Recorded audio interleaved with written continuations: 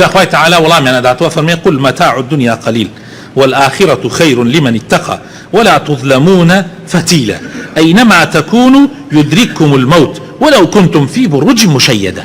مسلمان آقاتا ليبي متاع الدنيا وخوشي الدنيا زور كما أو أنا زور نية تو تواو بشتي بوب كي توا كرد وطني بيشيناني كرد توان الدنيا بيشي ميزريكا دنيا أو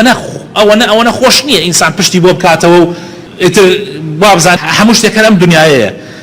آخرت خير تربو أو كساني كالأخوة أترسن أهل إيمانا توي أهل إيمان بخوا آخرت بود باشتر لدنيا دنيا نخوشي تيايا ناخوشي تيايا بيباري تيايا ناراحتي تيايا كس مردين تيايا بلام قيامت أماني تيانية بويا قيامت خير تربو منو تو أمجا خوي تعالى يك مسألة عقيدي زور قرنق باسكا لكوتاي آياتك آياتي هفتا وهشت أفرمي مسلمان أينما تكونوا يدرككم الموت لهر شيء هبن أجر مردن هات وأجلت هات أمري أجر شي لبرجكي خليفة أبي الإمارات لقاتي أخيري شابي ولو كنتم في بروج مشيدة لو برجقات لسرقات نبي سطو ديم قاتش بي أجر مردن هات أبي بمري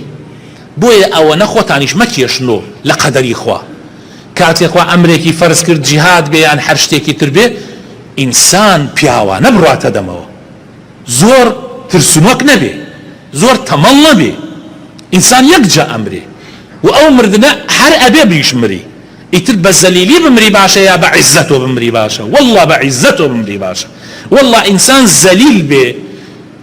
للروجك هزار جار أمري للروجك هزار جار أمري بس إنسان عزت دار بي لجيانيا يبجا أمري أيش بسر برزي أمري